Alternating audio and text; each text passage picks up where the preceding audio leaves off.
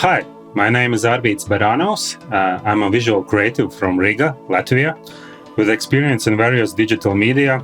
However, these days I consider videography to be my main occupation. You can find my motorcycle-focused films on YouTube channel Arvīds Barānovs. Welcome to the Real Riders Podcast. My name's Simon Josie, and if this is your first time here, welcome and thanks for listening. Yeah, it's been a while since I put out an episode, and I know this one's a biggie. That's something I'm going to have to work on, but I hope you'll tolerate it this time because there's a bit to catch up on, and plus I've got a meaty interview at the heart of the episode. One of the reasons why it's been a while since I put out an episode is that after returning from the Lightweight Adventure Festival in mid-July, I was away several times on moto camping trips in Luxembourg, Belgium and France. It's my backyard, basically. The weather hasn't been great in our part of the world this summer, so I had to seize on the few opportunities that presented themselves. As you heard, my guest today is Arvīds Barānovs, and I have to give credit to one of my frequent correspondents, Diana Postma, otherwise known as Dutch Minion and Her Bike on Instagram, for drawing my attention to Arvid's work. One of the things the podcast allows me to do is to speak to both amateur and professional filmmakers, and obviously Arvid's falls into the latter camp. We'll get to my conversation with him shortly, but first, because it's been a while since I put out an episode, I want to draw your attention to a few notable releases that have popped up on YouTube.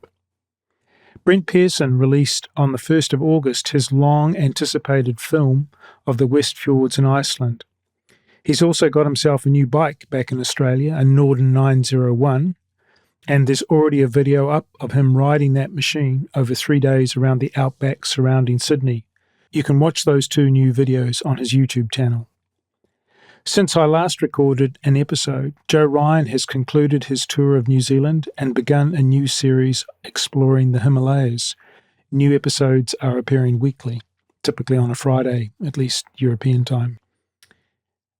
It feels like Matt McFadden has been battling the weather all summer, but he has been able to get out and film, and fans will know he has a second bike now, a Royal Enfield Classic 350.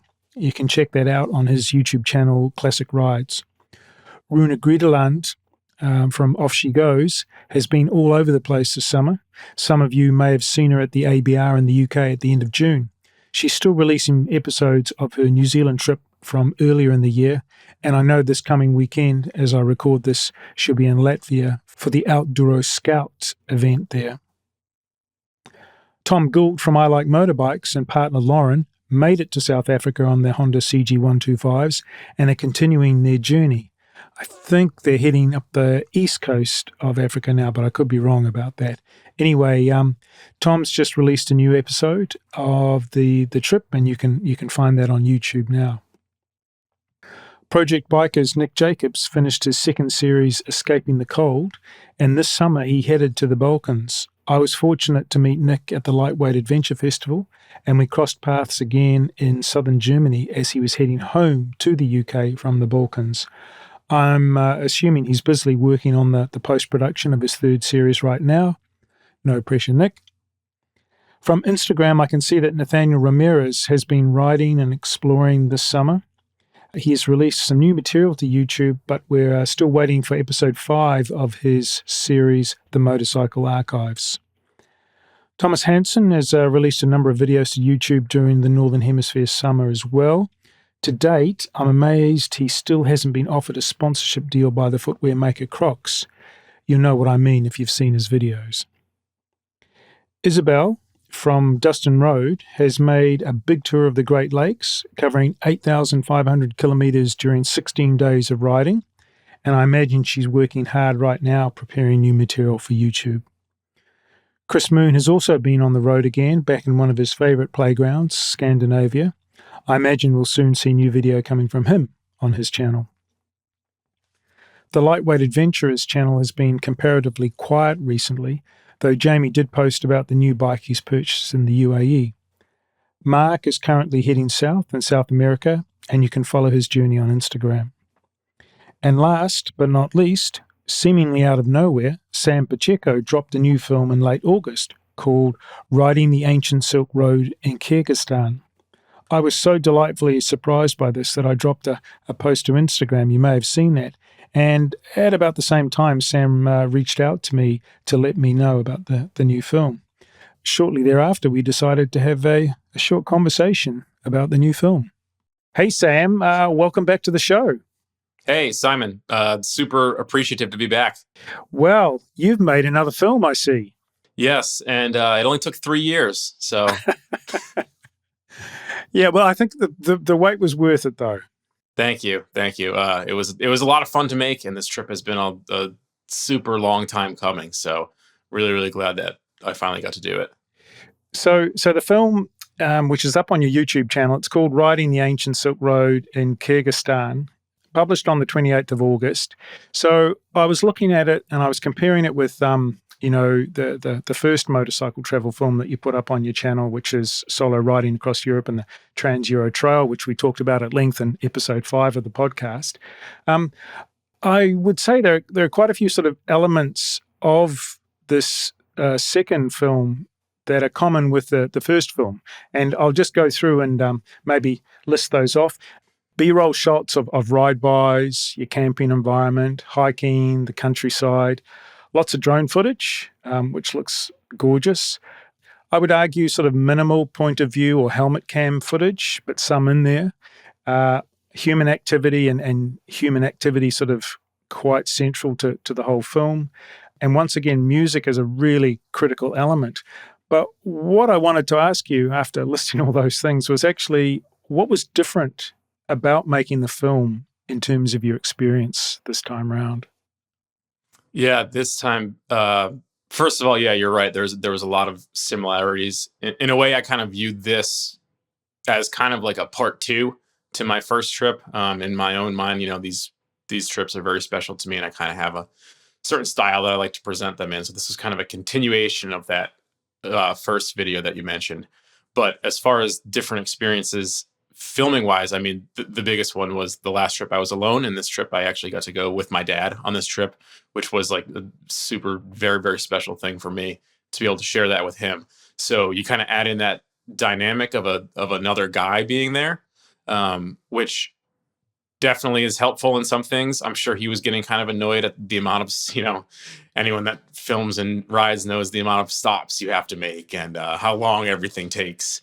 And in a country like Kyrgyzstan, you go through the whole process to take out the camera, shoot, ride by, and then get back on the bikes. And literally it's like 60 seconds later, you come around another corner and, got to stop and be like, all right, we have to do it all again. Let's go.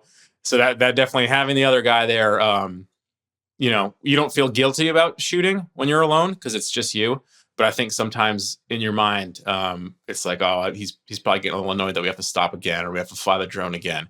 Although at the time he was telling me like, no, I'm totally cool with it. I'm fine with it. So I think he was okay with it. And the end result is worth it. So, yeah, I guess, I mean, yeah, he knows what he was getting into, obviously.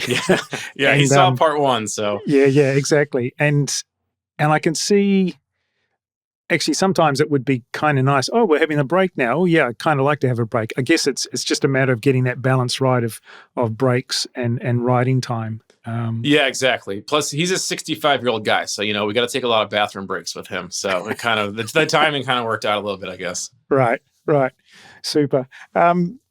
You were on a couple of BMWs. Now, I'm not the motorcycle head, so I'm not going to guess what they were. But were they? Well, but you tell me what they were actually. Yeah, they were. So we were on 2 BMW 800s, which was honestly what I wanted to do on this trip. There was one rental company in Kyrgyzstan that rented Suzuki DR650s, and that's what I wanted to do it on because we were going to spend a lot of time off-road. It didn't end up working out with them, so we went with this other company that rented us the BMWs. And I was a little bit nervous at first because it's like, in your mind, you think those BMWs are super heavy and big. Although this wasn't the 1200, this was the 800. But the bikes were perfect. They handled everything we did. We rode a lot of off-road, a lot of some of these roads were pretty crazy, but the bikes were fine. They handled it perfectly. So we really, really, actually really enjoyed the BMWs. In both films, apart from the text, and we talked about this last time, apart from the end, that's the only time when any sort of text, there's no narration, there's just a bit of text that pops up, and you've sort of followed that same formula. And I was looking at both films again and sort of comparing them, and I thought, actually, there's something that struck me that this time that maybe didn't strike me the first time, which is that you don't really explain to the viewer too much about what's going on. It's almost like you're positioning the films as a bit of a mystery, designed to draw the viewer in, and maybe, if they're curious, encourage them or invite them to go away and find out more about these places. Is that something that resonates with you? Does that make sense? Is that something that you did deliberately? Yeah, that's actually a really interesting point. I think in a way, yeah, I probably kind of did that because on the first video, for instance, I got like a ton of comments like, where were you at 15 minutes and 4 seconds? Where is that shot? And to me, like, I don't know if I like having graphics of labeling where I am in the video or like explaining exactly where I am every day, to me, didn't seem that important.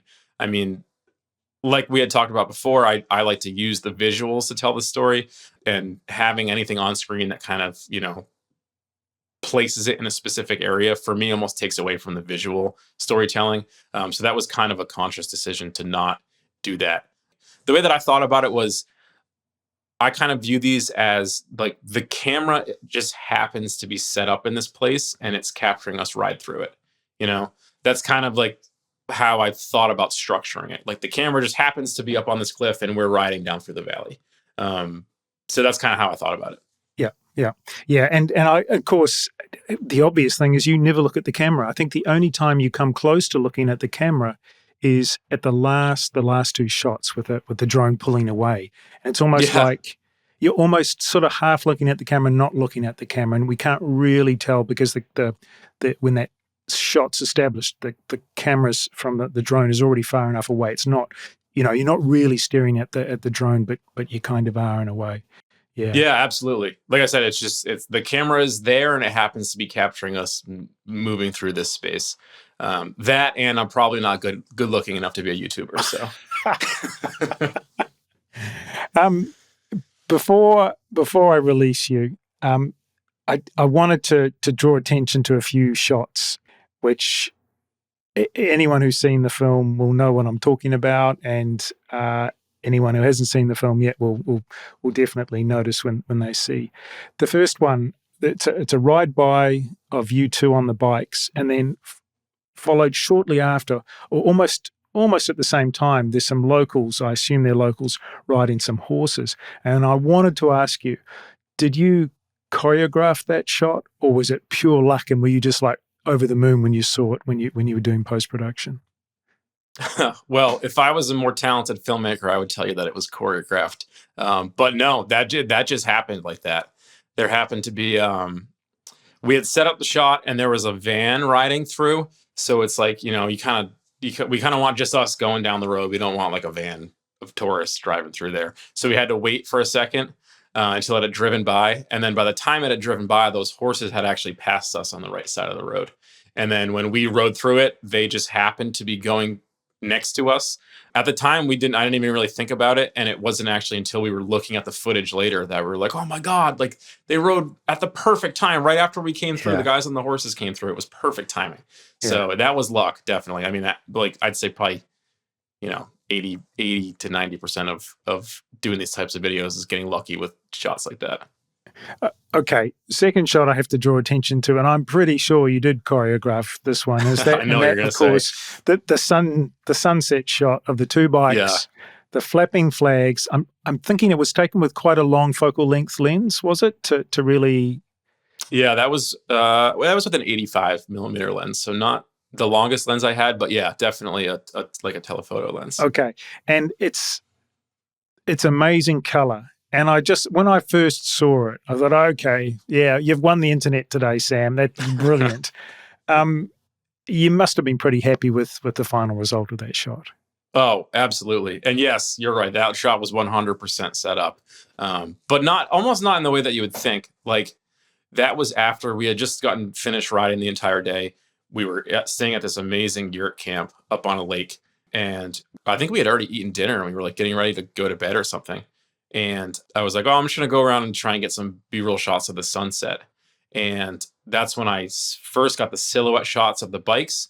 And I saw it on the viewfinder and I got so excited. And I had to run back to the yurt and grab my dad. And I'm like, get your helmet, put your boots on. We got to stage this shot. Like we just pulled into camp because the sunset is just like absolutely perfect right now. So yeah, that one was definitely staged. Yeah, no, it's gorgeous. I mean, everyone will know what I'm talking about when they see that shot.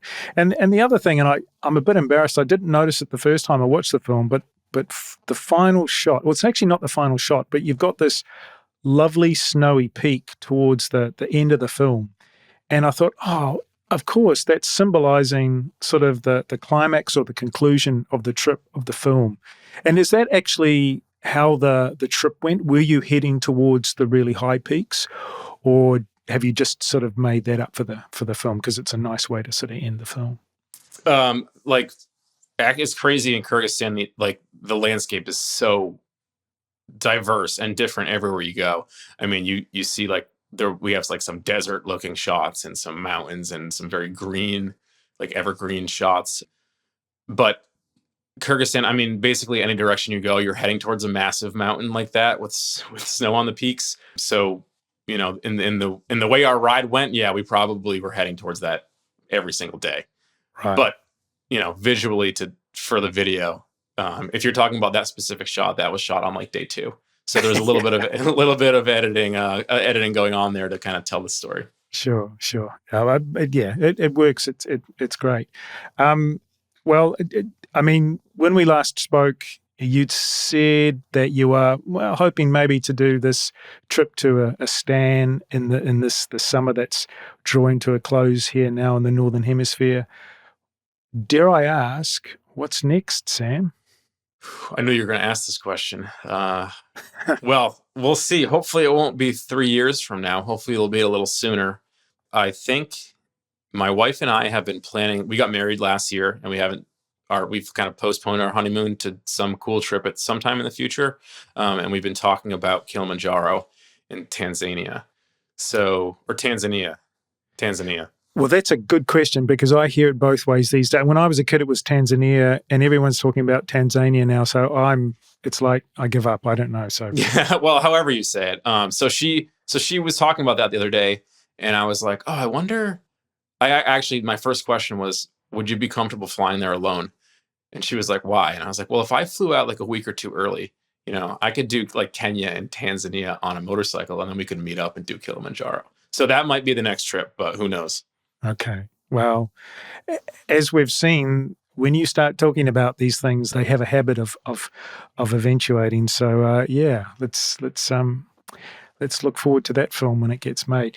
Sam, thanks so much for popping by again. It's really great to talk to you again, and the film's great. I hope everyone goes out and watches it. And ride safe and stay in touch.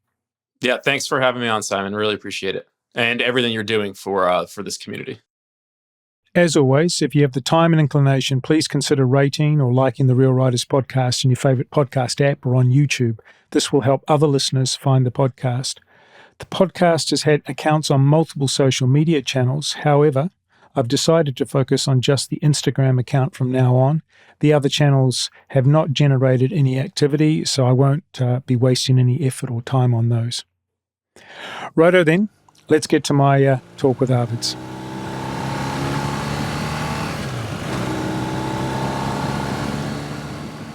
Hey, Arvīds. Welcome to the podcast, and thanks for being my guest. I know you've been working and writing today, so how are you?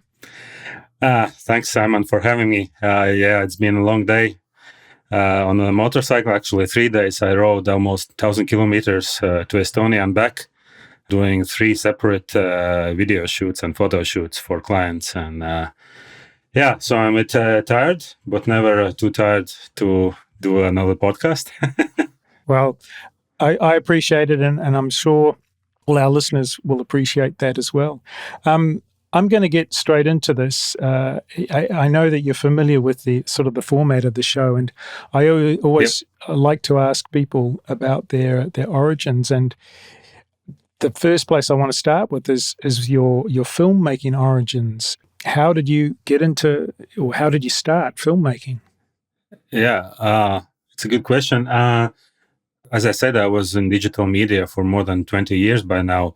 So my background is more in post-production. So I was a visual effects artist. So I did editing and graphic design and motion design and those kinds of things. And one day I just thought, I don't want to spend my life by the computer screen and fixing what other people have shot. So I actually wanted to do the bit behind the camera myself. So that was the original idea, just an excuse to get out of the office and get out in the field, travel possibly. Yeah, that was just the basic idea behind that. Then I didn't ride motorcycles yet, anything like that. It was just a guy at the office doing After Effects, wanting to shoot some videos, When you were a kid, were you into cartoons or into television or film? Is that something that you remember being, particularly interested in the visual arts? No, I remember my dad got me a film camera at I don't know what age, but then I remember I got it and I was on a trip in Bavaria in Germany. And then I went hiking in the woods there with the camera, making some photos, and of course, without any bigger plan, just for the fun of it. And that might have seeded it. And did you do formal training for your job? I studied in Germany. I studied digital media, which in itself is a very broad term. So actually, I didn't study specifically filmmaking or photography or VFX. I studied anything from web design to typography to digital media installations. My bachelor work was an interactive, interactive exhibition with multiple computers, this media art, they called it back then. So it was very broad. So I actually was a web designer for some time. And the whole concept of my education was if you want to learn any technical skill, then there's YouTube, there's manuals, that's not what school is for. They give you the conceptual thinking, and the rest is up to you. And that's exactly how I learned filmmaking, for example. It was YouTube tutorials. I never did formal education in that field, in any field, actually.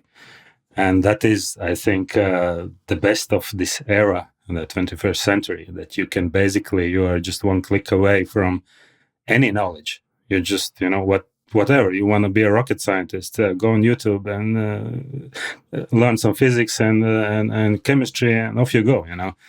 So you don't need especially a school. So that is my path. I know that some other people have gone to universities, like filmmaking universities, like cinematography, for example.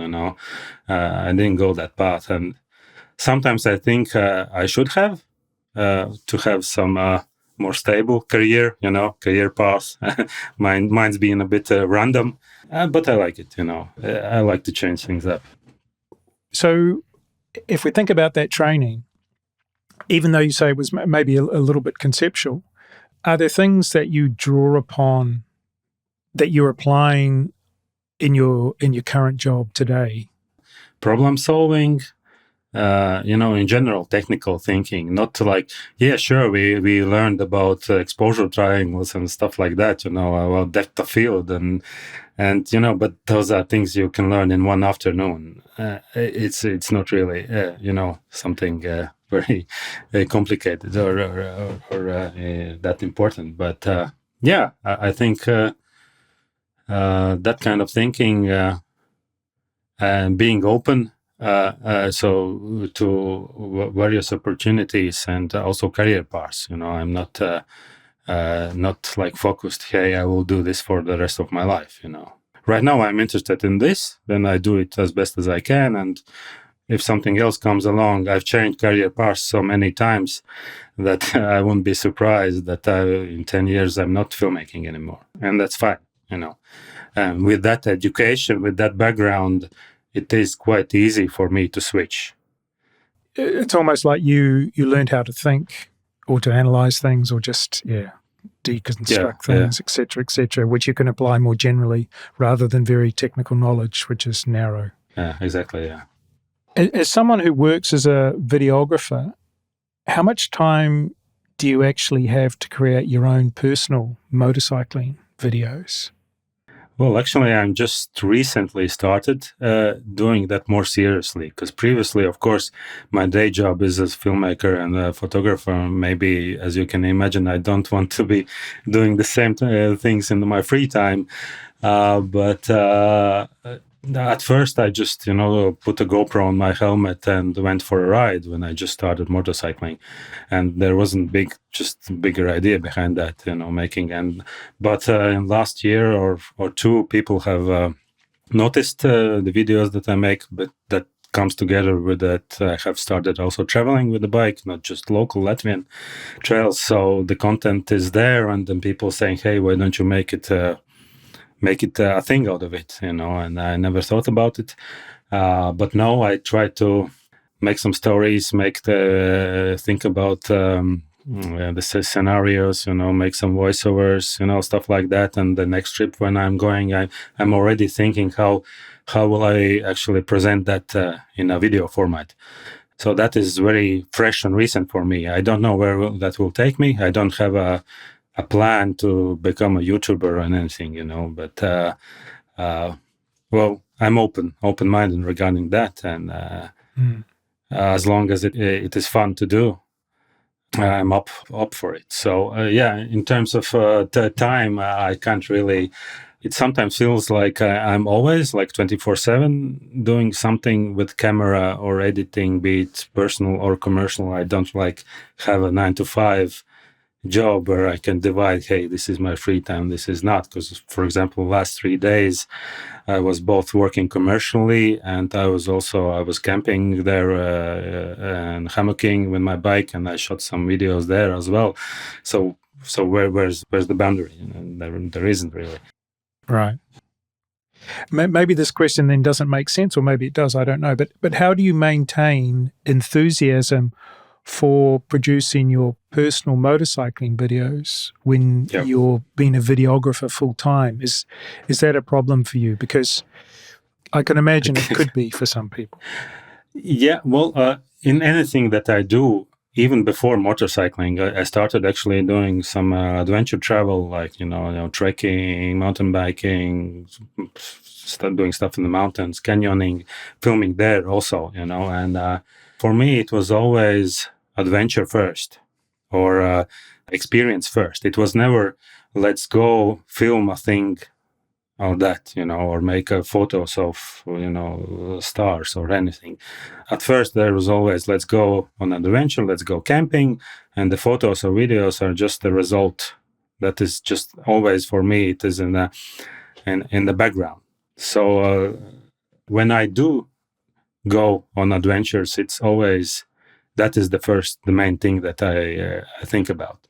And that is how I kind of switch my brain into a different mode, because I'm not working all the time. When I'm working commercially, then of course I'm thinking just about that. When I'm on adventure, first of all, I'm thinking about the adventure, about what I'm doing there, what experiences I'm having. And yeah, sure, I have a camera with me and I know how to use it. And I've been doing it so long that it's in the muscle memory, all these settings and stuff like that. I don't have to spend so much energy. It's just everything is on presets for me, and I just point and shoot, let's say, and stuff comes out. Of course, if I want to treat it a bit more seriously and think about the filmmaking aspect of adventure travel and create really serious adventure films, then that of course would mean quite a different approach. And I don't know if I'm up to it. No, not currently, at least, because I know what the cost of it is, and for me, like, for example, my next trip to Africa, which we maybe talk about a bit later, I know that I will bring of course, all my camera gear and everything, but it isn't a filming trip. It is an adventure trip, and I will have to make the best out of it. Also, my buddy who is coming is not a filmmaker. He's a motorcyclist and a businessman. He's not there to make my film, So I'll have to work around all that and make best out of it, but not forget to actually be present there myself, because I don't want to, skip on that. For me, that's at least the most important thing. Yeah, that's interesting. In fact, that's something that I have talked to other filmmaking motorcyclists about, and I think I'm going to continue to, because I think it's something that comes up constantly, trying to get a number of factors into balance, such as how far you ride each day, factoring how much filming you want to do, whether you're riding with other people and how much they tolerate you stopping and things like that. Yeah, actually, I put that in percentages for my next talk at the Oduro Scout Festival, which we have in a week. I'm talking about adventure filmmaking, and one of the talking points is like your speed of your adventure, let's say. And on the basic level, you have just a GoPro and you point and shoot, don't care about settings. It's like almost 100% speed or 90 to changing batteries. But then you instantly drop to 50% or even less when you try to have more than one camera, for example. And you drop to 10 to 20% if you actually make serious, like you're making a film. So, and then you have to balance, and then you know that you have to ride 4,000 kilometers in 3 weeks. Then probably it won't be the third case. It will be most likely a mix of the first and the second level, let's say, Yeah. So, you have to take that into the account always. Absolutely. I mean, I dabble in making films. Nothing that I would want to really share or that I'm proud of. But I was recently in the Black Forest area on a stunning day weather-wise, because we've had a pretty terrible summer here in northern or central Europe. And I had a big trip to do because I was sort of starting at the top of the B500, which is one of the famous roads in the Black Forest. And I had to get all the way down basically to the bottom and then back into France to a campsite. And I had about 8 hours of riding, and it was the most beautiful day. No clouds. It was gorgeous.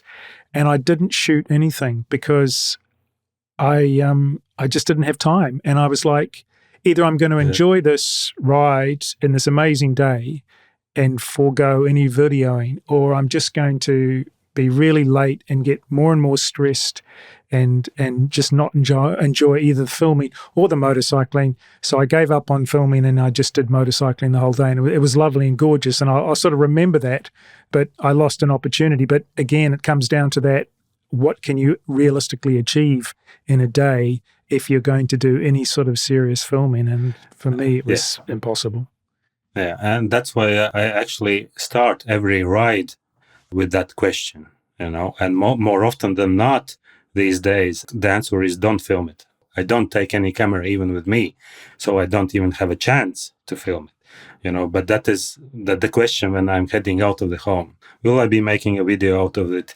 What type of a video, and a perfectly fine answer is none, enjoy the ride. And also it helps to remember why I started motorcycling at all.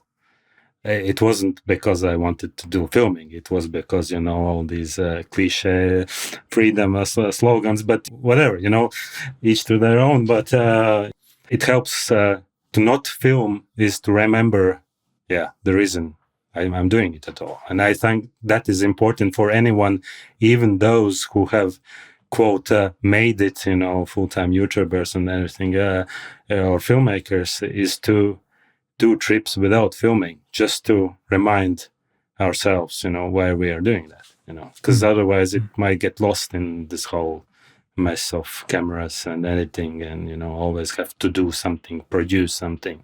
Oh, you don't, The world will continue spinning. And actually this reminds me of something that you said in one of your Morocco videos, where you said, visiting a country, it's a little bit like learning a language. The first time you go there, you learn a few things, maybe a few place names, or you start to learn the alphabet a little bit, and you go back and you can go back multiple times and get more out of the country because, like learning a language, you progress with learning the language, you learn the country. And it's sort of like, I think that's what I tell myself as well when I make that decision, early on that, I can't film today. There's too much writing to do. It's like, I'll come back. I'll come back and I'll film some other time in the future. Exactly, yeah. And for me, this wasn't planned. It just happened, I happened to return to countries like Norway or Iceland or Morocco, it just happened to be that way, that I returned, and that it became a habit, and I started to approach it that way, enjoying it, the returning, and get it next time, it won't go anywhere. It's a good attitude to have. Okay, I'm going to come back and definitely ask some more questions about your filming experience, but so that I don't get in trouble with the listeners, I better ask you about your motorcycling origins. And I know, as you mentioned, you haven't been motorcycling that long, really, but how did you get into motorcycling? It's a funny story. My wife will like this. Actually, I got my license 10 or 11 years before I got my motorcycle. So it was 2011, 10 years ago. So I got my license and then I dreamed about the Transalp or something like that, but then life happened, kids and stuff and family, and I completely forgot about it. But the good thing was that I had this license, so I didn't have to go through this whole process. It's lengthy, costly, and everything else. And then one day we were on a hunting trip with some friends. I'm not a hunter, but I was just camping with them, and they had this motorcycle hunting. They were filming some TV show, and they had some motorcycles, one Enfield and one Husqvarna 701. And he gave me, hey, let's take it for the spin. And I said, no, I can't ride. I've never ridden off-road or anything else, but now, okay, give it to me. And then I went full brap, in the forest. Came back with a smile on my face, and soon enough, I bought my first Royal Enfield Himalayan. I just went into a dealership, and since I had the license on my hand, it was just, give the money, take the bike, and start riding, And precisely in 33 kilometers, I ended up in a ditch. Because of course I had to try it off road, and it had these 30-70 tires or something, stock tires. And in 30 kilometers, I sent to the dealer was a friend of ours, and I sent him the photo of the brand new Royal Enfield in a ditch. And that's how my career started. Because I didn't ride motorcycles as a kid, I didn't have even a scooter or anything like that, just a bicycle, and that's it. And but I did ride 4x4s before. I had a Nissan Patrol, two it was lifted and with mud tires. So I was into off-roading, just not on two wheels. Turns out it's not so stable as on four. But so I had always this calling of some, off-roading. And then this revelation came to me that you can actually do much more and have much more fun on a motorcycle than in a car. And I still think that both for travel, and local trails, I don't see the appeal of 4x4 anymore. But with a bike, that's a completely different story. So I got the Enfield and I rode with it almost 2 years. I outgrew it quite fast because, it's quite underpowered, but it is still in the family. I gave it to my wife, and she's riding it every day to work, and also some trails. And as we say, you don't sell an Enfield; you give it to the next generations. It's unsellable. So and then I upgraded to Tenere Yamaha 700. I think 3. How many years? 3 ago. I stopped counting, but I've done already 53,000 kilometers on it. Not tired yet. Yeah, because I think, did you give a review of it quite recently? Or at least one of the videos? I think there's a review of of your experience with it. Yeah, exactly. Because I really don't want to make a technical YouTube channel, doing reviews and stuff. But, when you do 50,000 on one bike, there is something to say about it, because I don't really think that you can have a good opinion about any gear if you ride it for an afternoon, like on these press events and I think, hey, what do I think about the new GoPro? I had it for 2 hours. I'm a bit skeptical about that, but 50,000, I do have some understanding what this bike is and what it isn't. So if I will do some reviews, then I will do those long-term, actual in-field use type of reviews. So why not? And where have you taken that bike? I mean, how far away have you taken it? So, of course, all over Latvia, I've ridden all the TET trails because we have quite a lot of those, and we have quite a big variety of terrain. We have lots of mud and sand, and we don't have mountains, but then there's that. And, of course, all over Baltic states, then 3 times in Scandinavia, 2 of which were into Norway. Then the best was a winter in Spain. We spent a winter with the family in Andalusia, and of course I took my bike and I made the best out of it. So I went all over Andalusia, then over to Portugal, also TET trails, and not only. And then of course a short ferry ride over is Morocco. And if you're there, you have to just do it, And then some friends came from Latvia with the bus and their bikes, and so we joined in Malaga, went with the ferry over to Morocco. Then on my way back, we had to get back to Latvia. So I wanted to make an adventure out of that. So I took my bike from Malaga to Barcelona, then did all the Pyrenees in several takes. So I flew home, I came back, did the Pyrenees, then shipped the bike back, and last autumn we did the Balkans, also TET trails, so Montenegro, Albania, Kosovo, and stuff like that. And I just returned from Italian TET, Italian Alps, which was tricky for me because they're accessible only in summer. Of course, July, August is basically only the rideable season. But for me as a filmmaker, this is high season. It's quite hard to get a free 2 weeks in the summer. In winter, no problem, but I had to do it. So, I just returned from that trip. But now I'm already packing to Africa. And that's a whole another story. Yeah, we'll come on to that, I'm sure. At risk of straying well outside my area of expertise, if I have expertise in anything, I was looking through, I think, your first trip when you went with friends rather than when you went with your wife to Morocco and you were doing the off-roading in Morocco. Yeah. You guys seem to be pretty comfortable in the sand because I hear a lot of off-road riders, that's the biggest, that's the hardest thing to master, everyone. Riding in the sand. I think it's in the head. The sand is in the head. Okay. But also, is it because you have access to sand in Latvia as well? Not as much, of course. Morocco is a different story. Now we don't have any dunes in Latvia, and it's illegal to ride on the beach. But of course, the first steps were in Latvia, and we have some sandy roads, like regular roads that we're actually on the west part, where by the sea. There's a lot of sand, and but I couldn't compare that riding to the one in dunes. It's completely different. Because here you have like roads that are sandy and you have like tracks and everything. And it's actually harder to ride that than the powdery like dune stuff. In dune, you just third gear and full gas and you just go. And sometimes you go over the bars, but that's, that's the risk. But it's hell of fun, I can just recommend it. But it is in the head. You have to ride it fast. There is no way around it. You cannot do sand slow. It just doesn't work. The physics is just against you.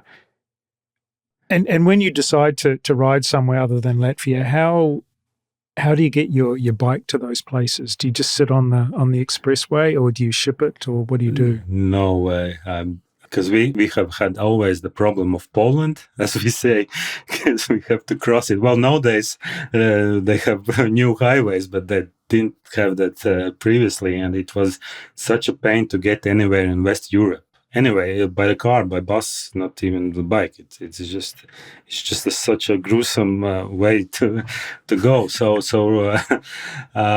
no, I say no to that, and I have shipped multiple times the bike with a truck there. Just with the truck, and I ship it through Milan or Barcelona or Malaga, and it doesn't cost that much, and then you just fly there and just go for a ride, and you're not exhausted from the transit alone. But if I go here to Norway, which is the closest mountains that we have here, then of course it's just a short ride to Ventspils, and then with the ferry and over Sweden, 500 kilometers. That's not a problem. Yeah. And in the next day afternoon, basically you are in Norway, so that's easy. I think though for the Balkans trip, didn't you sacrifice one of your friends who drove the bikes down or something like that? Yeah, he sacrificed himself. He bought a bus, an old transit van that doesn't want to go uphill at all. It's really underpowered and had so much problems. And I think he's thinking that purchase wasn't that great. It would be more cost effective just to rent a van for the trip rather than upkeep it for. But yeah, he took 3 or 4. There were 1, 2, 3, 4 bikes. Yeah, there were 2 smaller bikes, so we could fit 4. But no, he has a tenner as well, so probably he cannot put so many bikes in that. So yeah, he did the sacrifice and rode it all the way to Croatia. And we were the lucky bastards that came by the plane. And we actually wanted to continue that we made Albania, but after that is our dream is to do Turkey as well. They have very beautiful TET there, but that would mean, of course, also riding there with the bus or something like that, because there's no truck going there. So well, we have to figure that out for next autumn or something. And are you taking the Tenere to West Africa? No, God forbid it so far. Well, it's actually the story about that project. It's a bigger one. I'm just a little puzzle piece from that, because there are 4 guys who have bought 2 Northern 901s, Husqvarnas, and their plan is actually to go in 5 years all over the world. But as everyone is busy, well, they lack time, so everyone can ride maximum 2 or 3 weeks. So they switch places with each other and ride sections. And for this section from Ghana to Angola, the bikes are already in Ghana.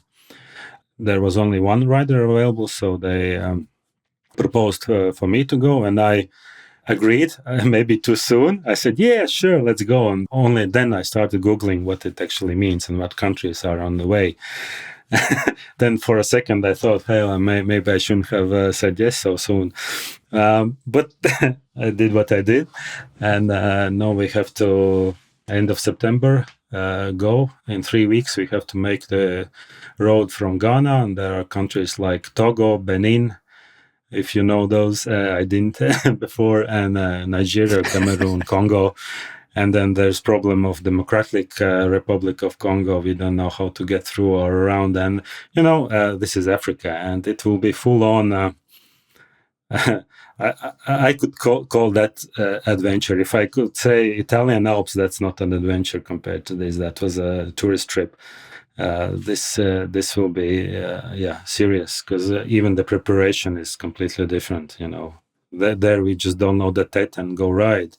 Well, this here is much more bureaucracy, visas, and we still don't have a visa for Nigeria. We have to go to Vilnius, to Lithuania to get it, and the guys there are not very responsive, and a lot of questions to solve. But yeah, I agreed mostly because, when else would I do that? I wouldn't ever go from Latvia to Ghana with a motorcycle. Never. Like it's why would anyone do that? But hey, there are motorcycles with Latvian number plates in Ghana right now. Do you want to go for a ride? And sure, yeah. If we are talking about Africa, I do want to go to Africa and return to it, but probably not to these countries wouldn't be the first choice. I would want to ride in South Africa. I would want to ride in Ethiopia and, countries like these, because the ones we are going are not very known for some special nature, epicness or anything, but there's some other sort of experience to be had, and I'm quite open to that. My geography is challenging me a little bit at the moment. You said Angola. Does that mean, where does Namibia fit? Namibia is after. Unfortunately, it is after. Okay. And there's another guy continuing the trip on my motorcycle to Namibia, and then they have to get, because they have this carnet de passage, which ends end of in December. They have to get to South Africa by the end of the year, I think, and I don't know what the plan is. They're quite open with the plan as well, so they don't know they will go left or right. So either Africa or Arabian Peninsula. So yeah, but these days it's getting even harder to travel because political situations. Even the countries we are going through now, there are multiple ones where that has this travel advisory. Well, some of those countries, they don't advise to going at all, like, western parts of Cameroon, for example. So, it's getting harder to travel around the world these days. For example, a friend of mine did 20 years ago ride from Riga to Melbourne in Australia. And these days, that would be close to impossible to do that in one go, because we have some countries that we cannot cross in the middle, and there's no way around them. Yeah. So that's quite unfortunate. But that's why I have discovered Fly and Ride for me with Morocco, and I find it actually quite appealing. And I think I will do more of that because let's face it, I'm not much of a around the world type of a guy. Because in 2-3 weeks it's enough motorcycling, no matter how epic the location. You just get bored of the most beautiful sights, and if you don't take breaks or do something else, 2-3 weeks is maximum, at least for me. And I wouldn't want to do a long trip, on months or years just on the bike. I would lose the fun out of it. So flying, renting, even if that is a crappy bike, like we did now in Morocco, we flew, rode a week around. It was cheap, easy, really not complicated. And my dream is to return to Nepal to do the same. I've been twice there trekking, but riding a motorcycle there would be something else. And of course, a Royal Enfield fits like a glove. And that's what we are actually training with my wife here in Latvia. She's going to some off-road courses and also doing to Aduro Scout, and she has to level up her off-roading, not because she particularly likes off-roading, but in those countries the roads are off-road, and you have to be quite confident in sticky situations on a rental bike with sketchy tires. You have to be good, confident off-roader. Even if you just want to travel, you don't have to especially search for adventure. It's just, the rain comes and the road turns into, puddle, complete off-road. So I'm kind of the whole Nepal trip. I know that it is not that hard actually to do, but I'm leaving that, let's say, for the last, because I know after Nepal, I could end my motorcycling career. Let's say, I've seen it all, But that's why I'm just postponing it a bit. I want to see more, because that's the thing. When you see something that is out of this world, when you return to something that is, let's say, less impressive, like the Italian Alps, they were of course beautiful and everything, but there wasn't this big wow inside me after I've ridden, for example, the Balkans or other mountains, where there were more freedom for off-road or stuff like that. It doesn't hit that way anymore.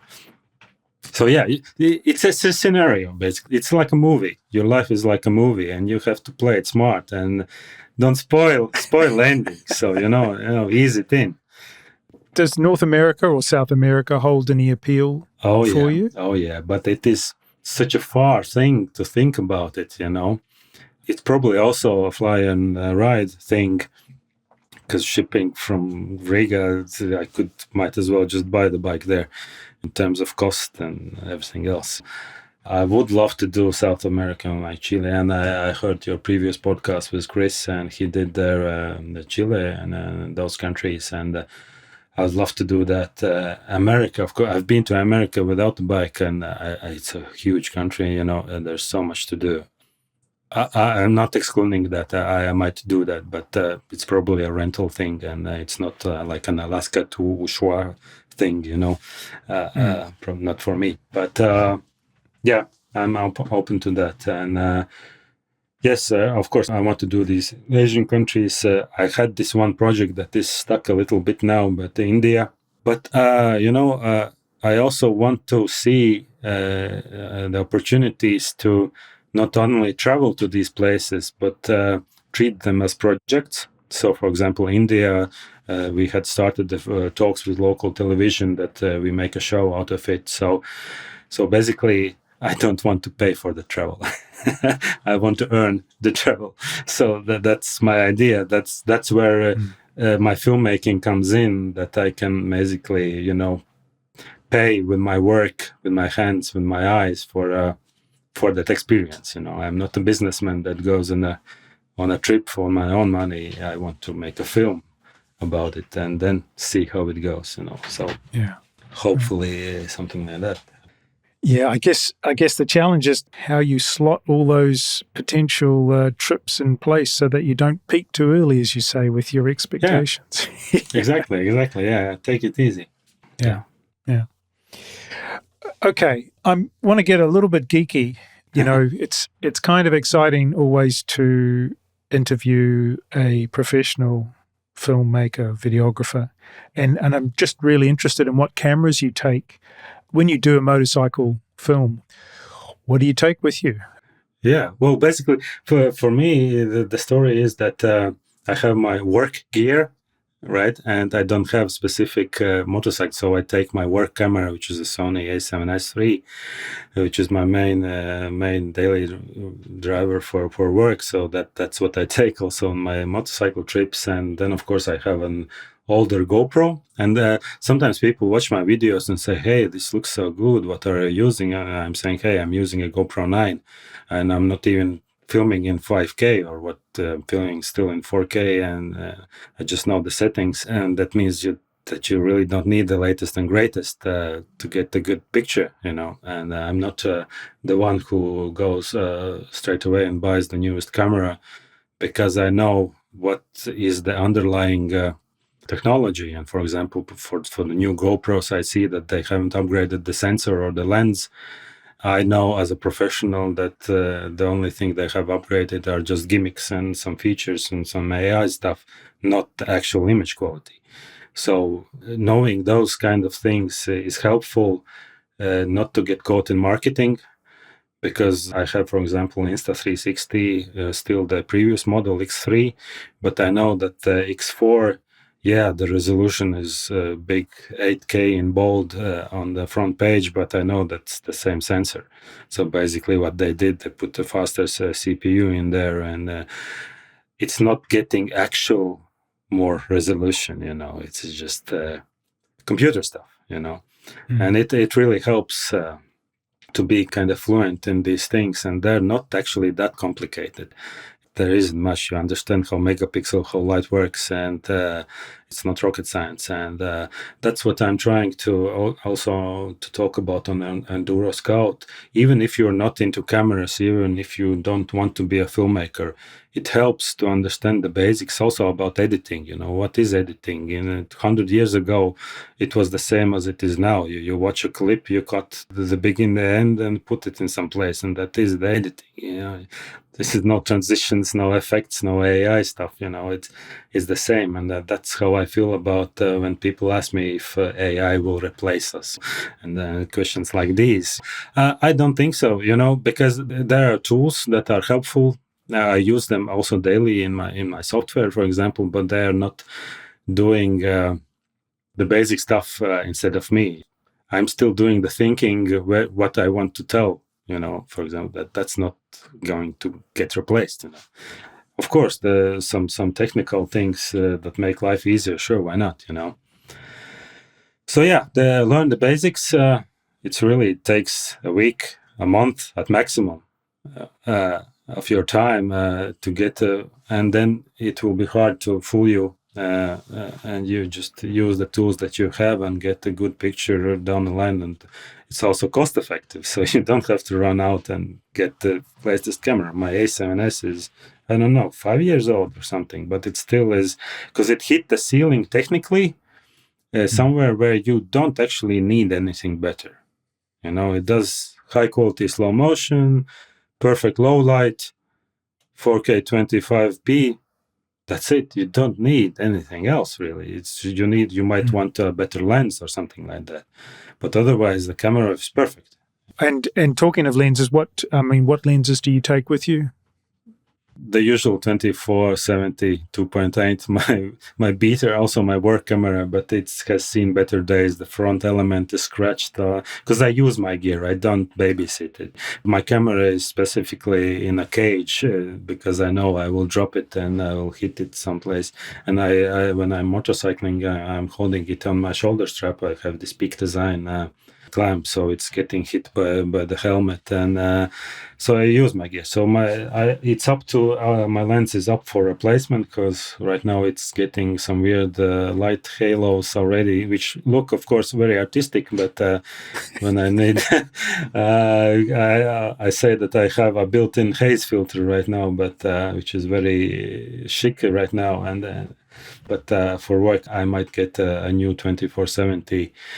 Of course, I have taken on some travels 70-200, which is like a standard zoom, but it's very rare that you get a chance to take it out. It's probably just in the evenings when you off the bike, you want to do some landscape shots, but not while riding. It's never happening. It's the one lens you put on in the morning, then you ride the whole day or whole trip with it. So yeah, 24/7. I might look into something that has more range.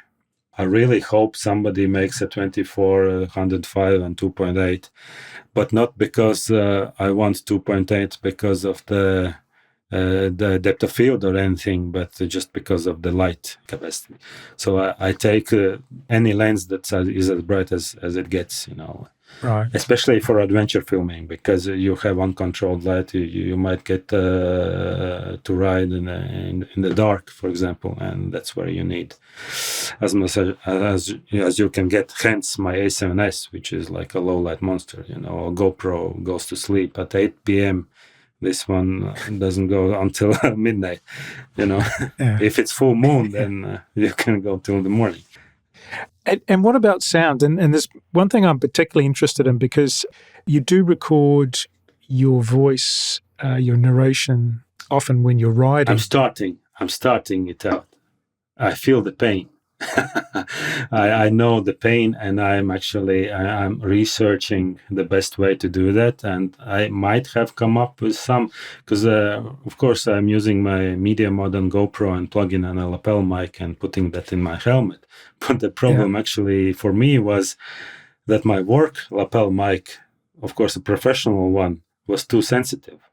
You want usually a sensitive mic for work stuff, but in my loud helmet, and when it is in the front of the mouth, it got overpowered and it get clipping, not in the camera, but in the mic itself. So what my solution right now is I got a cheap lapel mic, some 20 euros, something like that, and it seems to work better. I tried it on one ride. I tried to shout and it didn't clip. I will see how it fares in Africa. And also I have quite a loud helmet. I have a Bell MX9. It's not the best for recording audio because it doesn't have this chin curtain or anything else. So I will put as much dead cats as I can there so that I can still breathe and try with that. But the problem for me as a professional filmmaker is you want always monitor your audio, and it's not happening with the GoPro. So you really have to trust that you got it. And like, for example, in the Balkans, I had another guy who had also his lapel mic, but he had bad contact with the mic, and lots of riding had no audio at all. or just some scratching or something like that. And we just found out that only when returning home.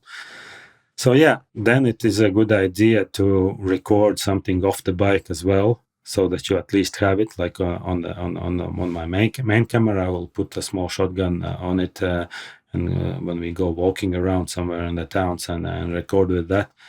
And then don't put all your eggs in one basket, as I say. So I wouldn't trust just one solution, just one microphone, one GoPro. Have it in many places, and same goes for SD cards. For example, for Africa, I'm changing my SD cards to smaller ones. So in case somebody takes my GoPro, which is a possibility, some guy with an AK-47 says, give me your GoPro, you probably want to give him your GoPro. So then you at least have your material on some other cards stuck in the bag. Yeah. So stuff like that, And so that when you come home, you at least have something, Maybe not the best. So hopefully it works out and you have everything. But you never know. Tell me, you mentioned your work lapel microphone. Which model? Which one is that? Because I'm a little bit interested, because I've played around with a Rode in my helmet, and I haven't had problems with it being overdriven. But I know, and that's like about a €60 lapel mic, and it seems to be. I mean, it definitely performs much better than the like $5 cheapies that you get off the internet. Yeah. But I know that you can spend €400 on a lapel mic, which is not something I'm interested in doing. It all depends, I think, on your helmet.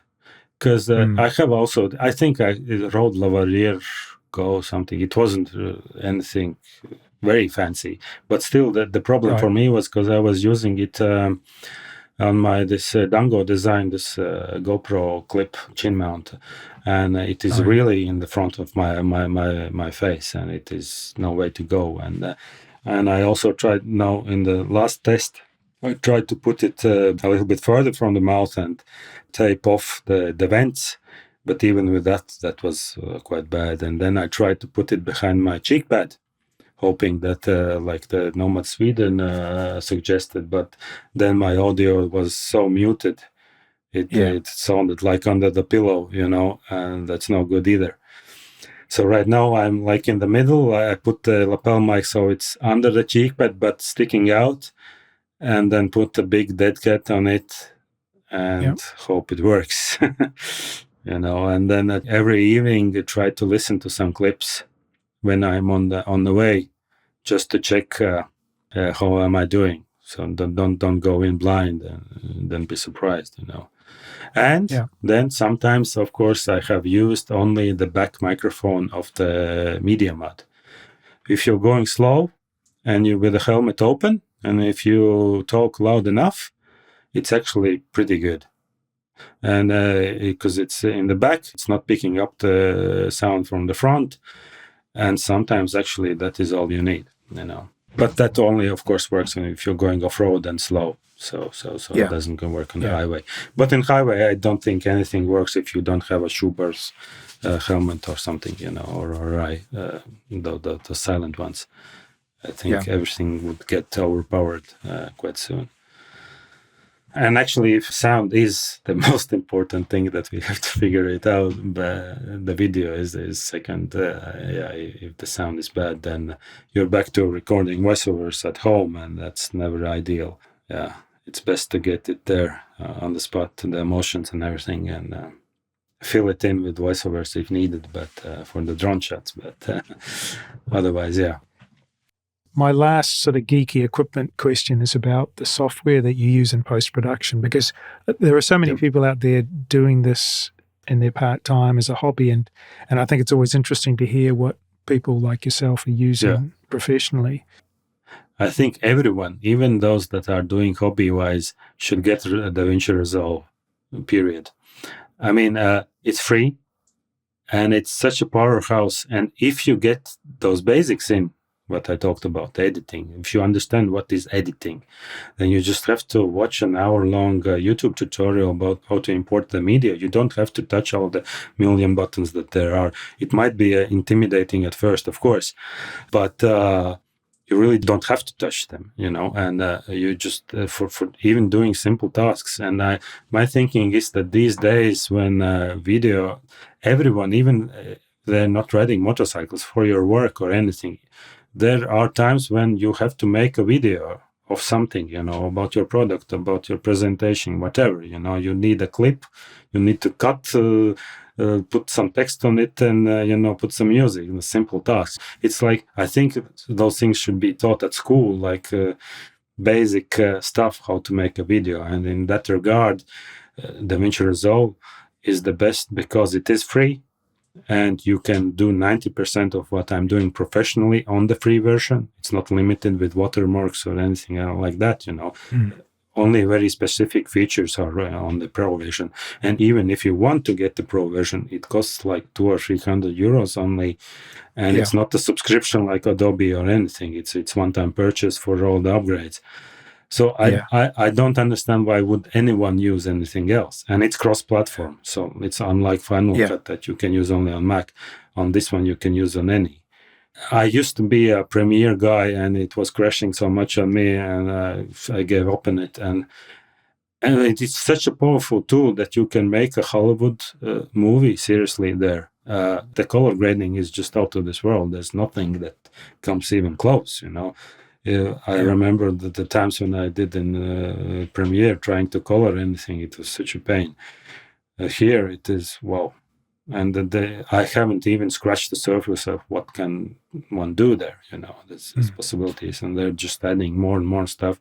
I like how Blackmagic Design is treating the AI. They're not pushing like automation stuff. Like, it's not like AI will edit for you, but they make like AI voice isolation. That's very handy, or transcripting, and you can actually edit your video based on your transcript. You get the text file and you edit the text file that edits your video, and then stuff like that. It's really cool tools. And that is the go-to software these days, I think, and it's not going anywhere. Yeah, that's interesting to hear. I mean, I was using Vegas video for years and years and years and years, and it just, I think I didn't do a single session without it crashing at least once, and that's the biggest thing I think I've noticed with DaVinci Resolve. It is solid. I don't think it's ever crashed for me in 6 months. It's been really good. Yeah. They just released the 19th version. It was in beta for very long, but the rule for like professional production is never use beta software. So I was waiting really for them to release the final ones, and then you are sure that it will be stable, and it never crashes, for me at least. Yeah. And I also like how it is optimized, because usually for Resolve, the point of entry was quite high because you needed quite a beefy computer. And you still do, but they have so many options for optimizing that you can actually make it work even not on the most powerful computer. Because it used to be quite a problem for Resolve. You couldn't run it on a subpar computer. But these days, also with the new, these M1, the M processors on Mac, and it's so optimized that flies through the new camera files, which are quite compressed. All these GoPros, they record in this H.265, which is quite hard for editing. It's not meant for editing, actually. It was meant for delivery, but they caught up on that, and it's actually very good. I want to ask a few questions about your filming experience and practice, and we sort of touched on some of these things a little bit earlier, but I'm going to come back to them because one of them is just a massive theme that I hear when I talk to filmmakers all the time, or motorcycling filmmakers, and that is this challenge of how do you make a film when you're riding with a group, with your friends, and not piss them off by stopping every 5 minutes to set cameras up and stuff. I mean, you seem to have done that pretty effectively with your Morocco trip and your Balkans trip, and even the Royal Enfield adventure in Morocco, yeah? Well, with the Balkans and the Morocco trip, it helps that 2/3 of the guys were photographers. They were not filmmakers, but they were photographers, so they understood. But of course, for me, it is always in the back of my head that I have to keep it together. Don't piss them off and don't overuse them. So it does mean that I'm staying back quite a lot. So most of the shots are, when we are 4 riders, you see 3 riders in the shot. That's because I'm staying back. We never have all 4. What I don't do is like tripod drive-by shots, because I know that would just that's no go. That is only for solo riding possible.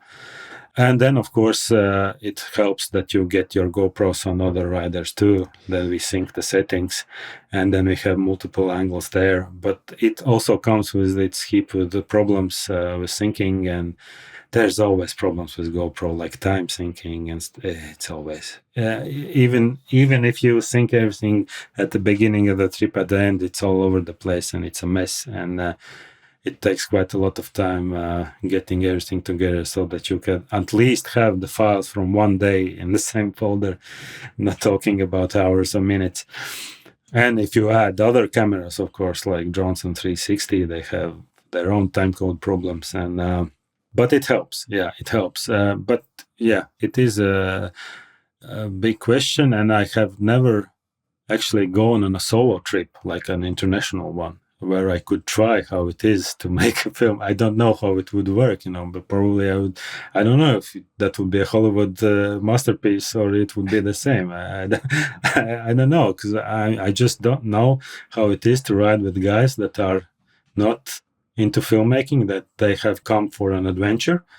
And as I said, and that kind of slots into the whole process of the history, that it's always adventure first. So I have to work with that I have, and sometimes it means not capturing something, not perfectly, but the story is there, and that's the most important, and what I make with it, that's up to me. So we'll see how it goes in Africa, because I really want to make multiple series, and I pitched it to some televisions here, local ones, and they have some format restrictions, and they of course are interested in some more specific things, on the storytelling, so start and beginning and end, and this whole thing, and we'll see how it goes. I didn't make any promises because I really don't know how it will go. I'll bring all of me to it, but we'll see how it goes. Certainly, one of my own personal biases or things that I particularly like is when I do see that tripod-mounted B-roll. I mean, it just looks like quality when I see a motorcycle approaching from a distance or riding into the distance or from a distance. And I just know someone's taken a lot of time to do that. I'm always thinking, hey, that guy had to get back to the camera. It's every single shot. When Thomas Hansen, the Norwegian guy, he does this a lot. And I always think, man, he had to come back for the camera. And so many times, and of course in Norway nobody steals your camera, but I don't know if that would work in Nigeria. If I can leave my camera for a wide shot for a half an hour there, I don't know.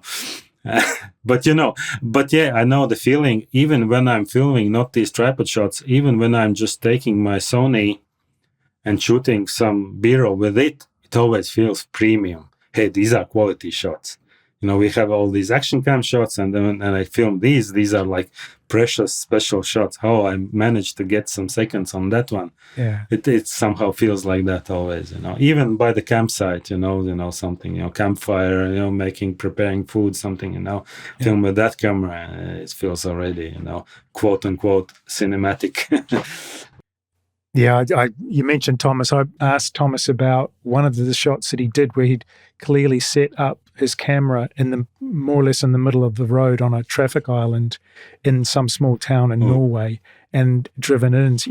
I said to him, it's one thing to set up your camera and not have it stolen in the countryside, but to have it set up in the middle of the town and That's and next not have level. it stolen. He said, no one steals it in Norway. Also, when I went hiking in Norway, I forgot my car keys. Well, in the car, but not in the outside of the car.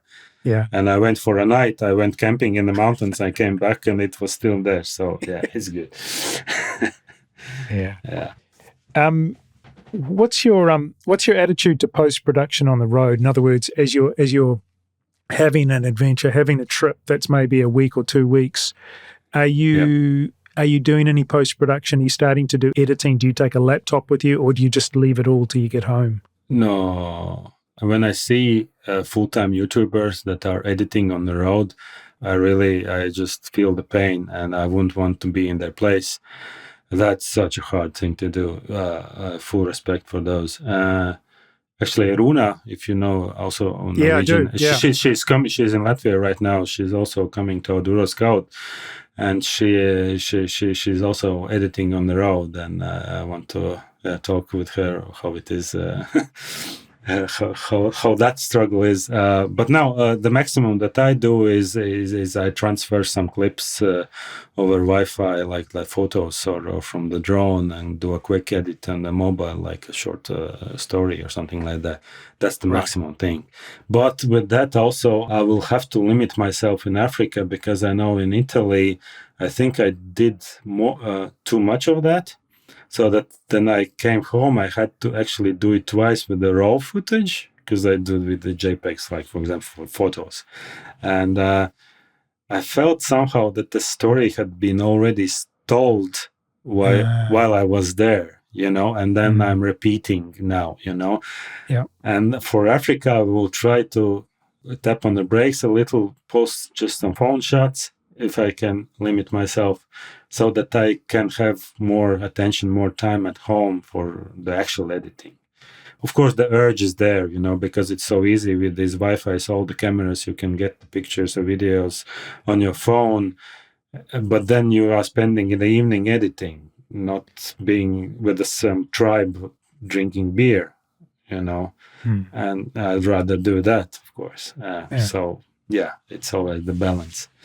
I think at the time that I spoke to Runa, she'd come to the conclusion that she wasn't going to do it anymore. But that was 9 months ago or whatever. So I know she seems to have had a very busy year. But for example, her New Zealand series is still coming out now. She hasn't finished the New Zealand series. So yeah, she's editing it here in Latvia.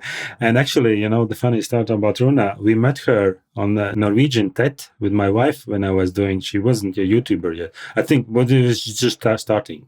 She wrote the tenor. Yeah. We met her on Norwegian TED just randomly. She was doing in a different direction. No, here we are, It's funny, I've spent a lot of time I spent a lot of time watching stuff, looking for stuff on YouTube, and a lot of time on Instagram as well. And I'm just starting to feel that the community of people who make videos, particularly around adventure bike travel, shall we say, the community starts to feel a little bit small in a nice way, particularly here in Europe.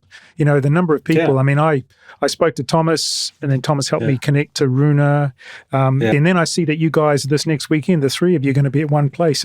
It's kind of a little bit nice. Yeah, Thomas unfortunately cannot make it, but we will do a live stream of him crying that he cannot be at the event. he had work commitments and he couldn't come, but there will be other guys. There will be the Robert, the Nomad Sweden. Oh yes, yep. He is coming, and a lot of Swedish guys, and and I'm actually very glad that we are having these events, these get-togethers. And Oduro Scout is the first one, which was last year. The second year is done now, and there are in Sweden as well, in Norway, and all over the Europe, and those, I think, is a fun gatherings to attend and then meet everyone in person, and then you feel even smaller. The community is getting, everybody knows everyone, and that's good. I think that's a nice way to bring two people together.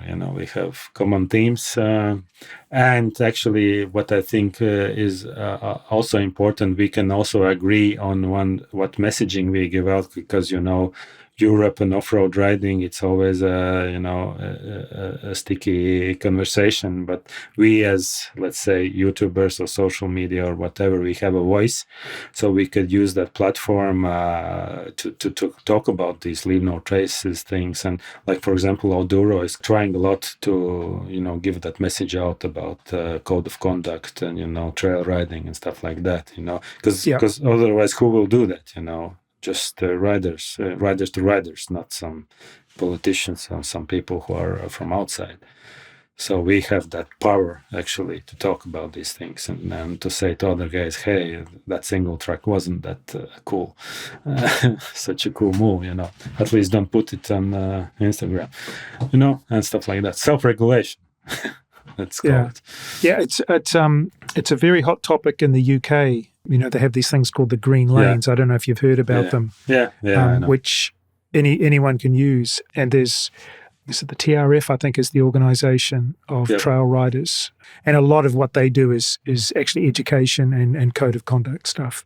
And I guess PR towards the general public as well. But they're often talking about how to ride on the lanes and with respect to other lane users like horse riders, cyclists, walkers. Especially, Exactly, That's what we should all do if we have a big following, Of course, between you and me, of course, we get to ride a trail or that here and there, and, it's off-road, it's adventure, stuff happens, but you don't deliberately go in some lawn or some, destroy the forest, that's not what you do, One thing I've noticed is that you're introducing more English narration into your films because I went through your back catalogue and I've got a pretty good handle on your YouTube channel now, but you're certainly doing a lot more English narration now. And one thing I wanted to ask is, do you feel that you're able to convey your personality and particularly your sense of humour in English? Is there any frustration around that, or do you feel you're really able to get yourself across? Yeah, of course, huge frustration, and of course that is one of the main hurdles that I'm having. But I had quite a long thinking about this, whether I should do it in English at all.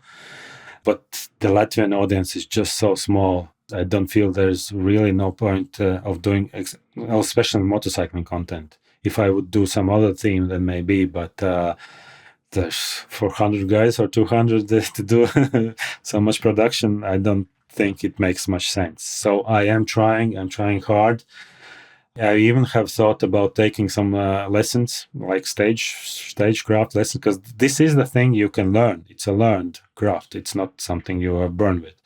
So you can actually learn those things. And I'm trying that. I'm struggling with it. I have gotten some comments that I shouldn't do it because it sounds weird with all the accent and everything. But, it's normal. It's the process, Of course, it is much easier for me to speak in Latvian, to crack a joke, and the vocabulary is just different. But also for example, on these rides where we are with Latvian guys, we are probably not going to talk on our intercoms in English. That's not happening. It's not unnatural, And also Nomad Sweden, when he rides with his guys here, they're talking Swedish because that's not a natural thing to do. So then you put either subtitles or you take a time to, hey guys, I will switch off the Cardo now and I will do some, so that they don't laugh. I will do some voiceover now in English because they will laugh. Of course they will. What bullshit are you talking there? Oh, this is for YouTube, guys. So it is a challenge, but it is like when you talk about out of comfort zone, it's not out of comfort for me to camp in the forest with the bears. For me, out of comfort is talking on camera because I'm used to, I'm a cinematographer. I'm not used to talking on camera at all, any camera. So that is quite a steep learning curve, but I'm trying and see where it goes. Because when I look at the first videos where I just did with the music and some action, there's zero talking. It would have been great that we talked back there, even a little something about that experience. That would add a lot. And even if it would be Latvian, we would put in subtitles on there and no problem, And some people have told that it's also that if you put the subtitles quite big, not kept. Because I had problems when people don't know how to turn on subtitles on YouTube. So you should actually burn them in, like on the screen, and then surely everyone will get those. And that's one option, But I'll try with my English as much as I can, but we'll see. Maybe then I have to move to French or something to make it funny. Well, the only one thing I would say is that I was impressed by your use of English idiom. Like when you can use idiom, which is, idiom is sort of expressions that are not maybe necessarily immediately obvious to a non-native speaker. But one thing I noticed that you were using some quite interesting idiom, which gave it quite a sophisticated feel. It really felt like, yes, I mean, of course, you have the accent there, but just in what you were saying was quite impressive. I thought. I was thinking, shit, when did Arvīds start learning English? Because this is quite sophisticated stuff here. This is good stuff. Well, actually, I'm German. I grew up thinking in German, because I did all the studying. I went to German school. German was always my first language. But English has been in Eastern Europe, everywhere. English is like, it's just by default, there's somewhere there, computers and stuff like that, But it can be expanded even further, read some books or something and, expand the vocabulary. And it would help also to go to like UK or USA and to actually interact with people. And that's where you get those idioms, as you say. It's not on Twitter. it's in the pub. Yeah. It's in the pub. Yeah. I know that you're heading to West Africa, and we've talked about that quite a bit. So you'll be riding a Husqvarna. Is that a 901 that did you say you're going to be riding? Yeah, so basically a KTM 890, but that's the same thing. And actually, fingers crossed, pray for me. Because I used to have, this whole, we always make fun of KTMs and reliability and stuff and that, and stuff like that. And that's why I got Tenerife personally, because I like the reliability aspect of it. And yes, I'm a little bit worried, but hopefully 4,000 or 6,000, how much we have to ride there, it holds up and we don't have any problems. But they're new bikes, it should be fine, And then I promised that I will make a separate video about that. So my feelings about a Husqvarna or KTM as riding one. Because one thing is just reading something on internet. Another is actually riding one and comparing it. I think if you're riding from Ghana to Angola, I think you're allowed to give a review on the internet of what you think of the bike. That qualifies, right? Sketchy fuel from bottles and stuff like that, and And also, as you mentioned, you're appearing this coming weekend as we record this at the Outdooro Scout Festival in Latvia between the 13th and 15th of September. And you'll be hosting a workshop and sharing your secrets to stunning motorcycle photography and videography. I got this all off the website, obviously. It sounds like fun. Is this something that you've done before? Last year, actually, on the festival, I didn't prepare any talk, but they wanted to show my films, so I did a short introduction there.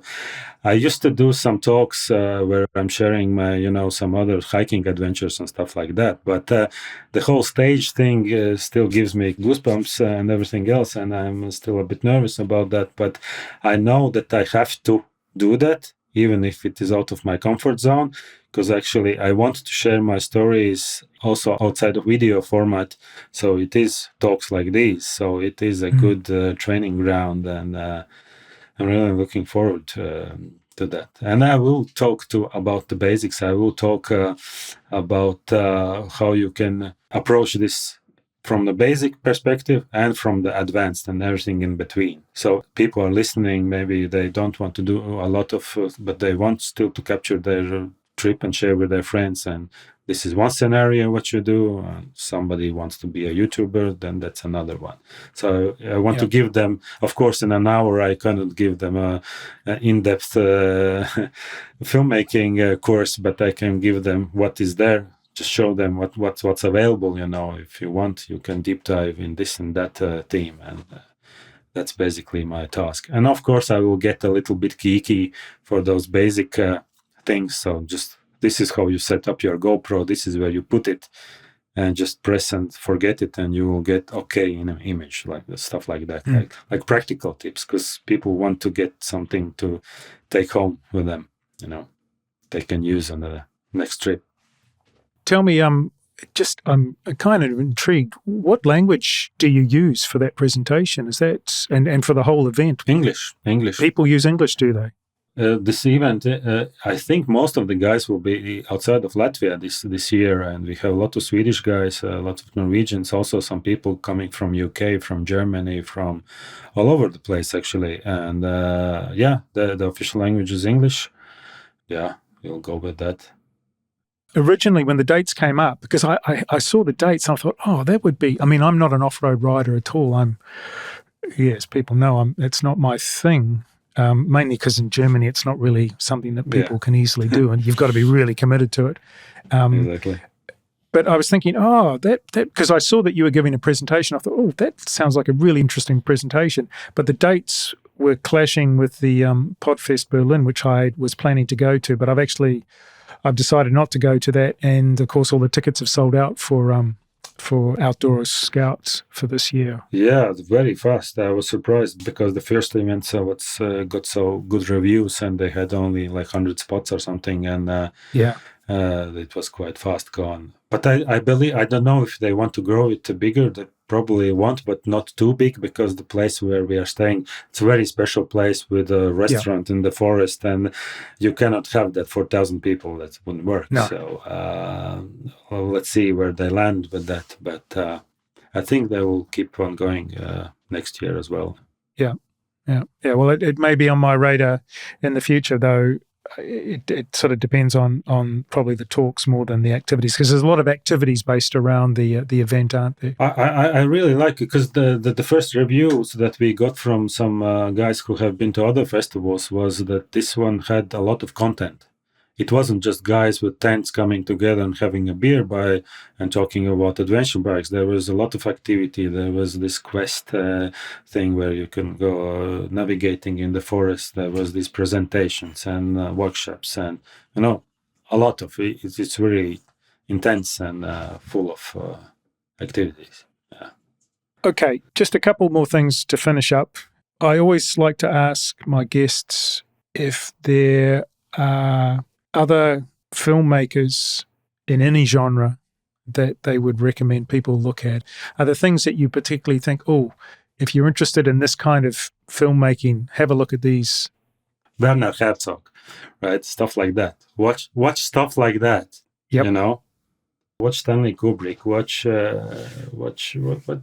movies, that are actual movies, be it documentary or stuff like that, and then make your own mind about what you like. And of course, there are very cool and interesting YouTubers out there, but I see always that when they get very popular, that they're coming to work to YouTube. And you can feel it, that they have commitments for sponsors, they have commitments for algorithm, and I can understand all that, but you can start to feel that, and that's the unfortunate landscape of YouTube these days, and it just is like that. But it helps to, step back, look at some old school adventure films, and it doesn't have to be about motorcycling, watch those, and it doesn't have to be new. But from the current ones, of course, I can mention the Revzilla, the two guys at Apex, when they do the adventures, together. That is very, very, very good. Very well produced, very interesting, very funny. And that is a good benchmark. And of course, Fortnite we all know Fortnite and his team are doing a wonderful filmmaking. What you shouldn't do is try to compare yourself. Then that's a deep rabbit hole. Like if I cannot do like Fortnite does, then I shouldn't start at all. No, because they're very high up and in everything, in production, and they have worked on it for years, and they've perfected it, and that's all fine. And you do you know. I'm actually, for social media in general, I'm not much of a watcher. I'm more of a poster. I don't scroll quite a lot. I just have so much to post, even the stories and everything. I don't have time to really follow. Then sometimes I watch some random YouTubes recently, because you know how algorithms work. They give you what is recent. So, for example, recently Grand Tour is ending. My YouTube algorithm is full of old Jeremy Clarkson videos from 90s, stuff like that, so whatever. And of course, also, I did watch Itchy Boots only for my research, for example, because she did the almost exactly same route as we will do in a month. So I was just watching it for, I had to know how it looks there, what to expect, but I didn't follow all her travels, for example. So only very specific where I'm interested in that area. So my final question, and that is, does filmmaking enhance or diminish the pleasure of a motorcycle ride for you? Sometimes, both. Both. Sometimes it does diminish, and then you have to know that you have to turn off the camera and enjoy the moment. But that does require quite a lot of self-awareness, and when you feel it's getting too much, and it will get too much for everyone, that's just no way around it. That's normal, and then you take a break, take a day without filming, and then you come back fresh and continue doing that. And that adventure will end eventually, and you will come back and you will be thankful that you have all that, even if it doesn't feel that way maybe there. And that is what I really have to learn is when it really gets sticky situations, that's when you really want to be rolling, not everything in between. So that's why we have these GoPro simple cameras on our helmets. Just switch it on, leave it on. If you're stuck somewhere, you're problems with customs with guys, keep it on then. And that's where the story is.